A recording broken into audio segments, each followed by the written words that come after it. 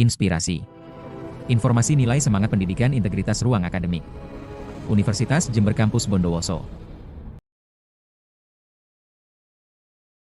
Assalamualaikum warahmatullahi wabarakatuh.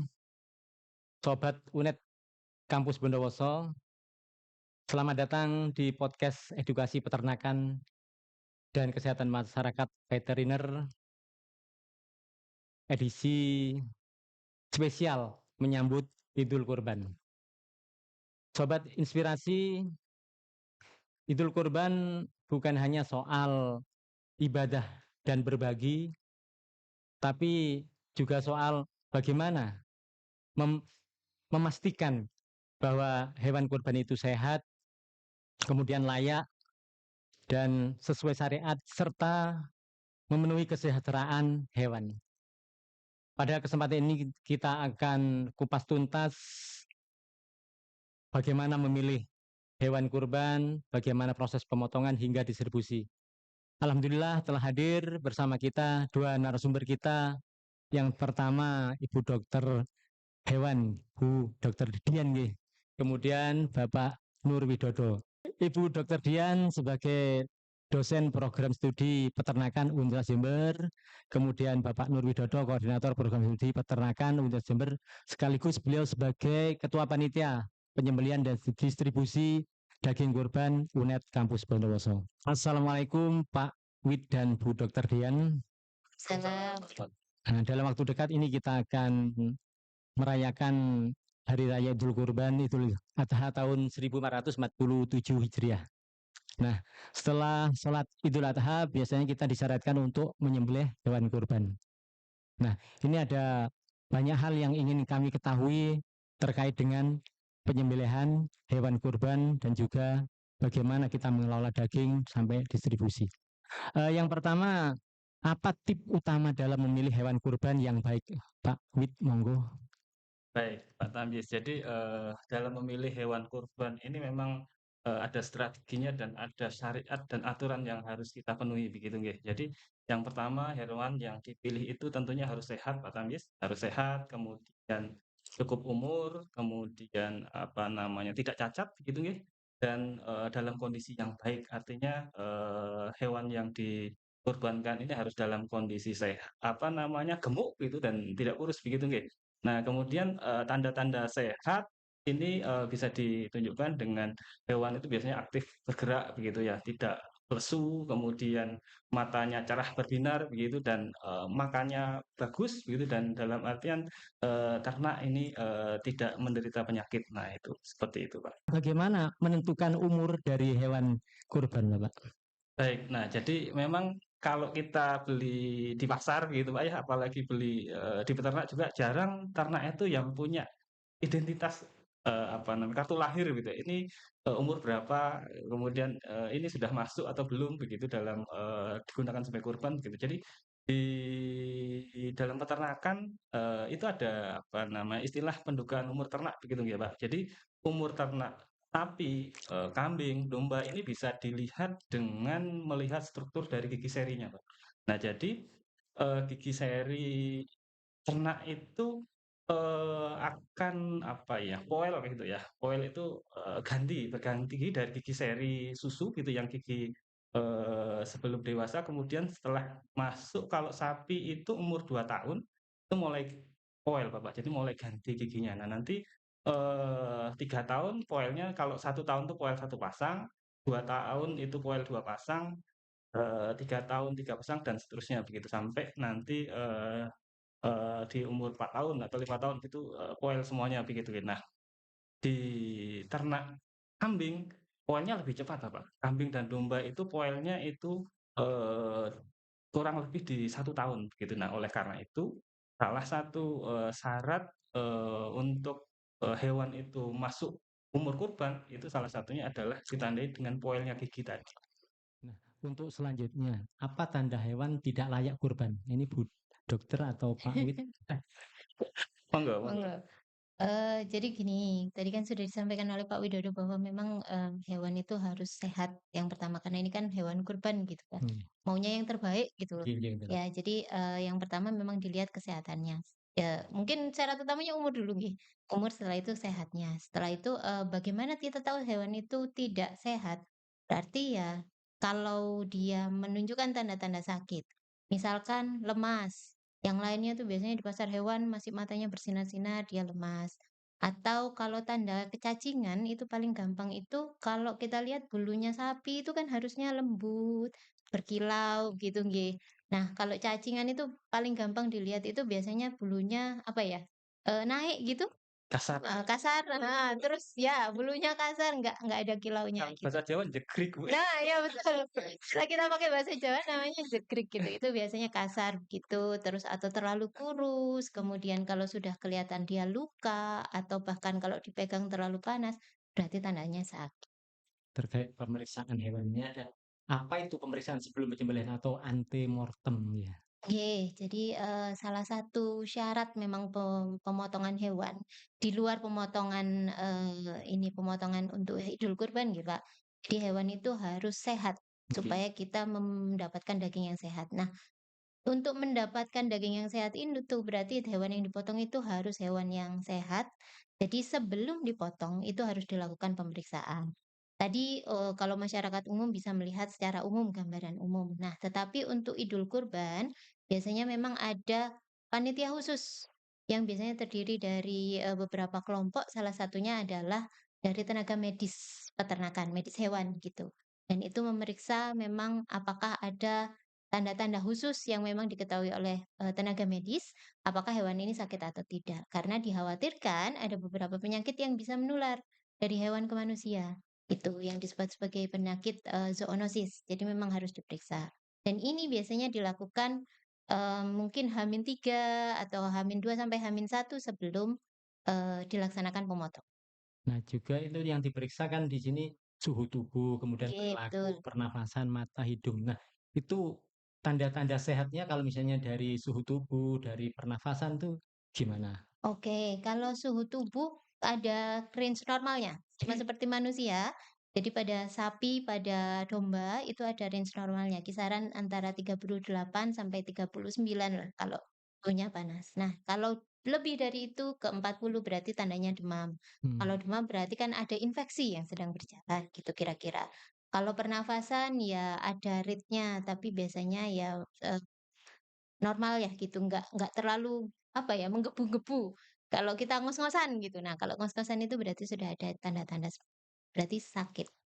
Boleh, tidak dipotong dulu, diobservasi, atau misalkan kalau di pasar beli nih, ya udah jangan beli yang itu gitu. Kalau sudah kelihatan sapinya ngos-ngosan, apalagi biasanya hidungnya meler, nah itu berarti sudah tanda-tanda yang menunjukkan sapinya sakit.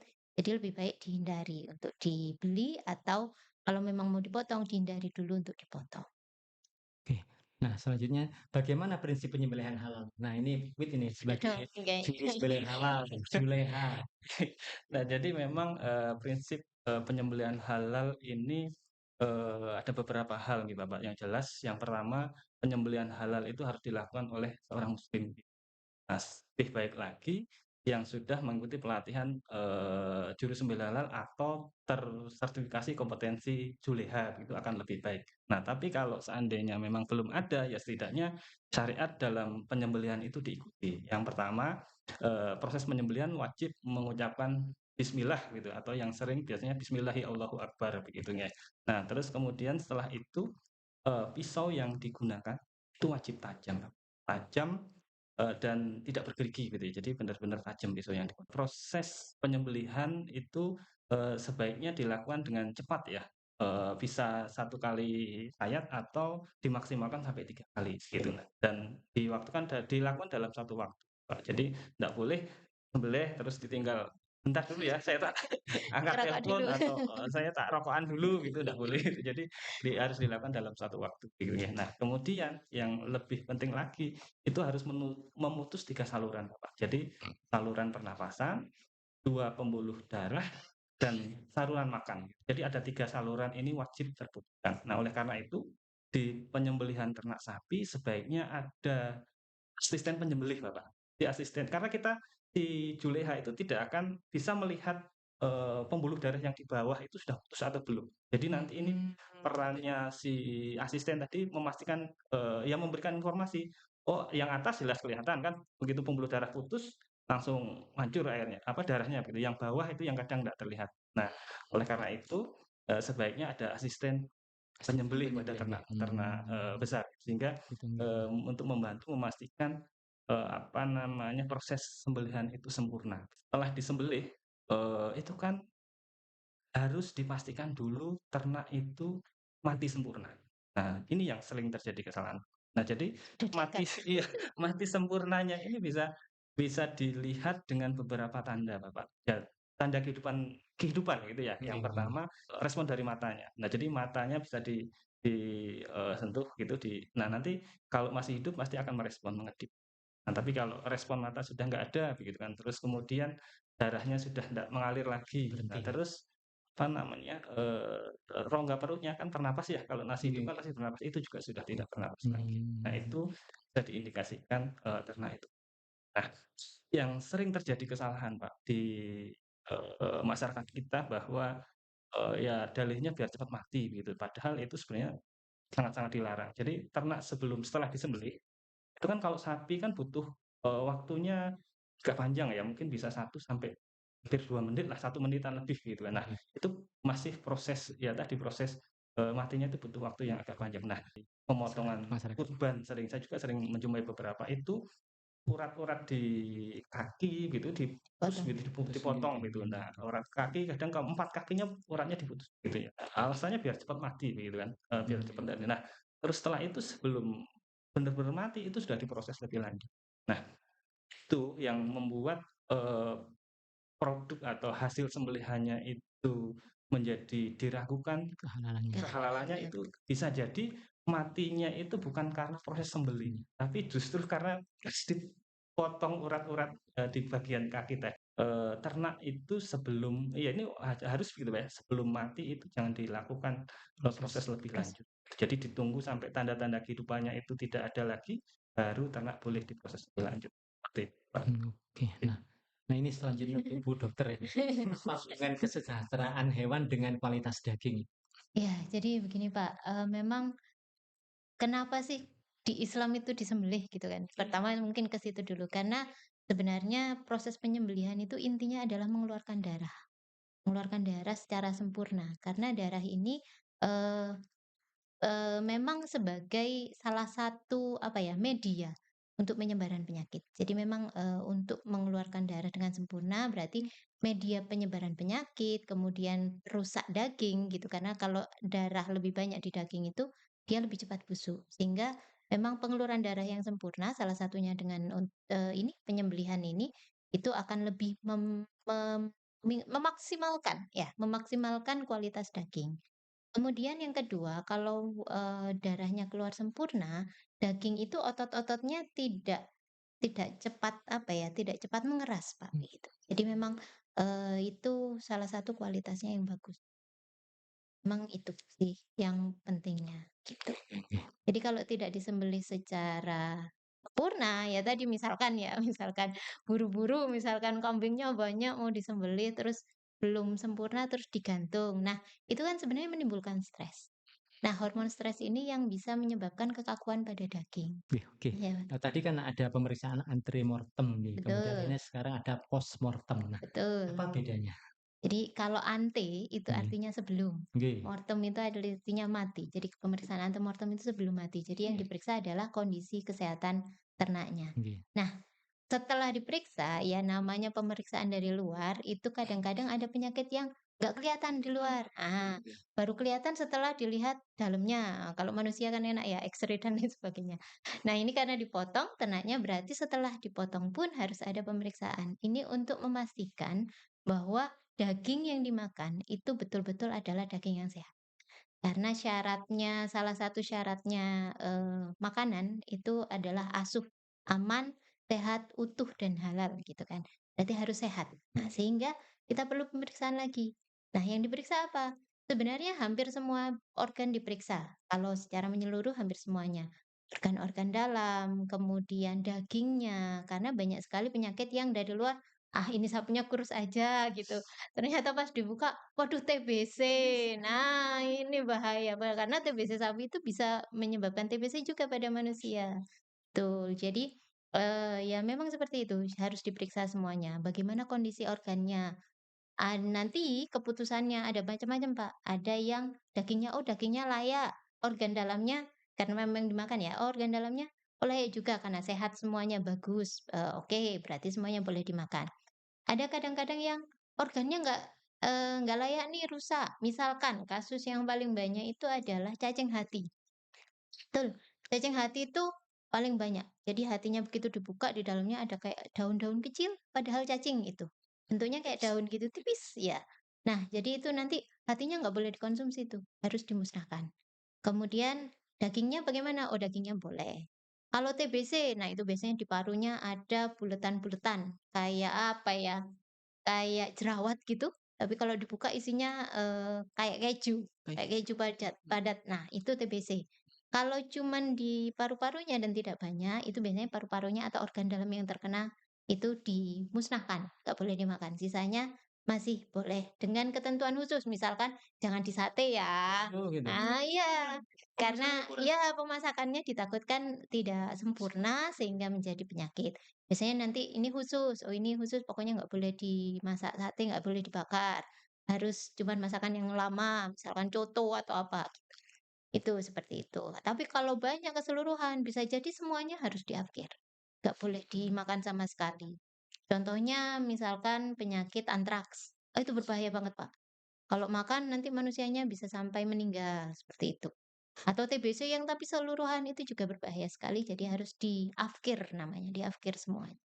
Jadi memang penting sekali pemeriksaan baik antemortem maupun yang postmortem. Nah, siapa yang berwenang untuk memeriksa antemortem dan postmortem ini? Ya, jadi yang berwenang itu sebenarnya ada petugas medis. Kalau untuk kegiatan seperti ini ya penyembelihan kurban itu biasanya dari dinas memang sudah ada menyiapkan tenaga yang memang nanti bergiliran datang ke titik-titik penyembelihan. Biasanya masjid-masjid akan disurvei mana-mana saja yang melakukan penyembelihan. Jadi kalau memang di eh, di lingkungan Bapak Ibu ada yang memang masjid melakukan penyembelihan, sebaiknya memang dilaporkan. Bukan apa-apa, tapi memang dilaporkan untuk mendapatkan, pemeriksaan antemortem dan postmortem. Mengapa izin dan sanitasi penting saat kurban nggih? Ah, ya ini kalau sudah masuk izin itu penting, Pak. Gini, kalau kita misalkan udah melakukan antemortem, postmortem, udah bersih semuanya ya, udah clear gitu ya. Tapi pas penanganan daging, Hmm, nah ini bahaya. Daging itu kan salah satu bahan yang mudah banget Kontaminasi. terkontaminasi. Betul. Ya, karena nilai kandungan nutriennya bagus banget gitu. Jadi salah nyimpen, salah penanganan. salah penanganan busuk. Nah, sehingga dalam rantai penanganan daging itu sebenarnya yang paling bagus itu idealnya adalah cold chain namanya. Dari rantai dingin. Jadi ruangannya harus dingin, ya seginilah bolehlah ini ruangan AC ya, ruangannya harus dingin dan lain sebagainya. Tapi kalau di masjid kan kita tidak bisa melakukan hal itu semua. Jadi yang paling penting itu dijaga kebersihannya. Ya berarti penanganannya biasanya kan kalau panitia tuh motong sendiri, pengulit sendiri. Nah, itu memang dibikin apa ya, semacam, job desk masing-masing. Misalkan yang motong ya udah motong aja. Yang menguliti dan mengeluarkan jeroan, ya udah mengeluarkan jeroan aja. Setelah itu jeroannya diolah terpisah atau ditangani secara terpisah. Nanti setelah itu dagingnya lain orang lagi. Kenapa? Karena kontaminan terbesar sebenarnya dalam penanganan daging itu adalah saat mengeluarkan jeroan dan membersihkan jeroan.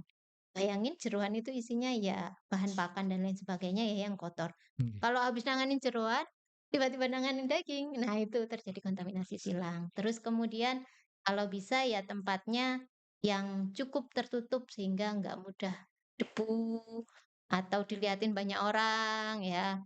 Ya mohon maaf dilihatin banyak orang kan bawa bawa virus Betul. dan bakterinya masing-masing yang kita nggak bisa lihat gitu. Jangan sampai itu justru menulari. Kemudian kalau tidak petugasnya ya diberikan bekal, mungkin dengan masker atau penutup, kepala seperti itu. Jadi meminimalir kontaminan pada daging. Itu misalnya penanganan daging dan jeroan itu daging dulu baru jeroan ya, mungkin lebih pasnya. Boleh atau ditangani secara terpisah oleh 2 orang yang berbeda. Mengambil dari hewannya. Oh, mengambilnya? Iya. Dikeluarkan dulu Pak Dikeluarkan jeroannya. dulu jeroannya, Pak? Keluarkan jeroan Iya, dulu. jadi yang betul itu sebenarnya nggak ada, bukan ayam ya, ruminansia nggih. Jadi Siap. karena yang betul itu sebenarnya digantung. Oke. Untuk kambing biasanya memang digantung nggih, kalau Digantung saya ya. lihat di masjid-masjid itu kambing digantung. Jadi digantung, dikuliti, nanti jeroannya dikeluarkan semua, Hmm. gitu. Jeroannya dikeluarkan semua sehingga terpisah dari dagingnya. Jadi yang digantung nanti tinggal sisa daging sama tulang yang nempel di situ aja.